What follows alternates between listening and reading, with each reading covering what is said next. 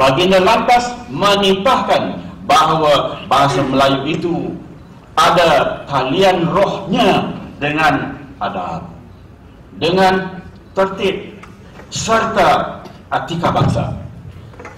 Pada hemat saya, Baginda cuba menautkan antara bahasa dengan budi, yakni intisari kehidupan halus, molek pemikiran tinggi dan harmonis orang Melayu yang sekarang sudah tidak tampak lagi. Hadirin, setelah menitah maklumkan bahawa bahasa Melayu itu berkaitan rapat dengan kuasa politik dan kuasa ekonomi, Baginda lantas pula menyeru supaya kita jangan melupai 7 wasiat Raja-Raja Melayu. Terpapar di sini, yang ditandatangani oleh Raja-Raja Melayu pada tanggal 5 Ogos 1957. 3 minggu sebelum peristiaran kemerdekaan Semenanjung Tanah Melayu. Perkataan Semenanjung Tanah Melayu pun sudah tidak ada. Apakah orang Melayu setuju? Tidak pernah kita dengar. Baginda menganjurkan agar kita jangan sampai tulah, justru patuhilah wasiat diraja itu. Dan yang nombor 6-nya kita bincang hari ini. Hadirin yang dikasihi sekalian, harus diterima pengertian bahawa wacana kita pada pagi ini adalah langkah berterusan kepada pengisian wasiat nombor 6 dalam peristiharan diraja tahun 57 itu. Sidang hadirin akan dapat melihat wasiat nombor 6 dan lain-lain amanat diraja itu dipaparkan. Wasiat itu menyatakan, kami tetapkan bahasa kebangsaan ialah bahasa Melayu. Walaupun Tuanku Nazrin tidak menitahkan satu persatu langkah-langkah yang perlu diambil yang berkaitan untuk memperkasakan bahasa Melayu sebagai tunjang jiwa bangsa, wacana ini perlu terus cuba menjawab, lepas ini apa? Lepas ini apa? Setiap yang bernama Melayu, setiap yang bernama anggota UMNO, anggota PAS, anggota PTR, parti-parti politik bertanggung jawab untuk bangsa Melayu itu sendiri. Tapi seolah-olah ini ucapan di Perhimpunan Agung. Memang ini Perhimpunan Agung lebih agung daripada yang lain-lain.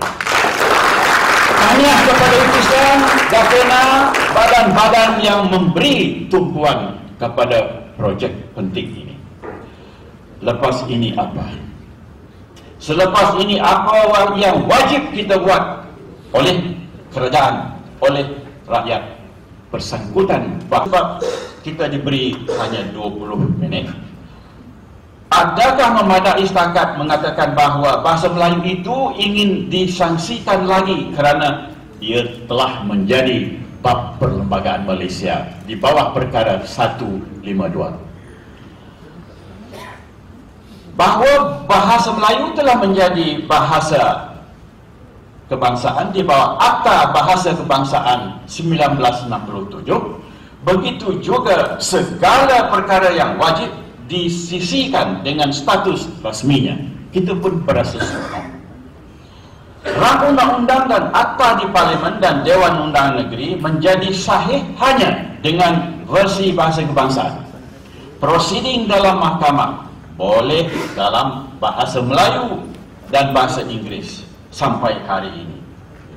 Untuk makluman kita, pada tahun 2016, 549 kes di mahkamah dihakimkan dengan bahasa Melayu, berbanding 1483 jumlah keseluruhan. Dengan lain perkataan, 73% adalah menjadi kenyataan capaian pada tahun ini. Semua kes yang dibicarakan di mahkamah dalam bahasa Melayu. Alhamdulillah. Tetapi bahasa Inggeris masih menjadi bahasa penghulunya dalam mahkamah. Menerusi pertemuan saya dengan Ketua Hakim Negara baru-baru ini, telah diajukan supaya laporan kes tanah air hendaklah dalam bahasa kebangsaan. Sekarang tidak ada laporan dalam bahasa kebangsaan. Mahkamah yang setinggi dan sebesar itu, laporan semua dalam bahasa Inggeris. Saudara-saudari, Section 10, mari kita lihat, aksaranya ialah aksara Arab. Dan section-section di mana Perdana Menteri boleh membuat arahan hanya satu, yaitu Section 11, Akta Bahasa Kebangsaan.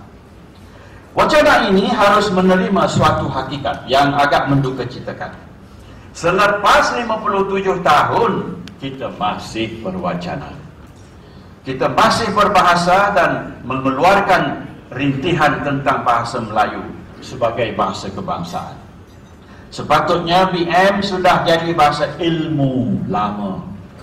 Ia sepatutnya sudah jadi bahasa perdagangan lama sudah. Dan ia sepatutnya kental sebagai bahasa perhubungan tulen tanpa diganggu-gugat oleh keangganan dan keengganan yang lain. Kuasa Perdana Menteri di bawah Section 11 Akta Bahasa Kebangsaan seharusnya bukan setakat mengarahkan, menukar bahasa borang, bahasa Inggeris kepada borang bahasa Melayu, tetapi perlu sebagai melaksanakan titah diraja Seri Paduka yang di Pertuan Agong menjadikan bahasa Melayu sebagai bahasa kebangsaan, yakni bahasa ilmu pertama, kedua bahasa perdagangan, dan ketiga bahasa perhubungan Malaysia. Bab itu tidak ada dibuat di bawah Section 11. Apa yang saya cuba maklumkan ialah, dan saya memohon beliau minggu lalu, supaya Section 11 itu ditambah lagi dan diberi kuasa kepada Perdana Menteri mengarahkan, sebagaimana beliau boleh mengarahkan menukar bahasa Inggeris kepada bahasa Melayu dalam borang, beliau boleh mengarahkan jadikan bahasa Melayu sebagai bahasa ilmu, jadikan bahasa Melayu sebagai bahasa perdagangan dan perhubungan. Kalau itu ada, maka lebih mudah bagi kerajaan membuat arahan yang jelas, dan dengan meminda Section 11 ABK ini sekaligus nasib Pak Malang bahasa Melayu sebagai bahasa kebangsaan akan bertukar kepada status tersohor yang lebih tinggi. Saya percaya Saudari Fadiah akan mengulas ini, tetapi sekarang fokus perundangannya di situ harus kita sebutkan. Perak dipakai, suasa dibela, gerak dah sampai, masa dah tiba. Masanya dah tiba bagi PM kita diberi kuasa mengarahkan di bawah Section 11 ABK supaya bahasa Melayu jadi bahasa pengantar ketiga-tiga fungsi seperti yang disebutkan tadi.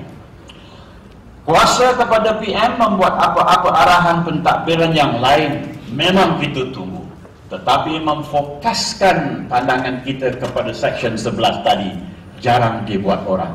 Saya pernah menganjurkan ini semasa PM Tun Dr. Mahathir menjadi ketua kita, juga tidak berjaya saya.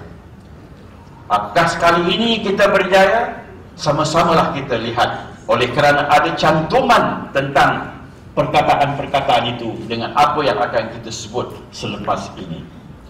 Ini termasuklah mengarahkan supaya semua nama jalan, nama taman perumahan, pergedungan dan sebagainya mengandungi intisari budaya Malaysia, bukan igawan seperti Country Heights, UK Heights, Precinct, Boulevard, Riverside, Sterling Terrace, dan apa yang dinamakan St. Petersburg. Saya menuntut maaf untuk tadinya, sebab memang hari-hari saya nampak ni, tapi bangunan tu besar benar. Siapalah yang meluluskannya?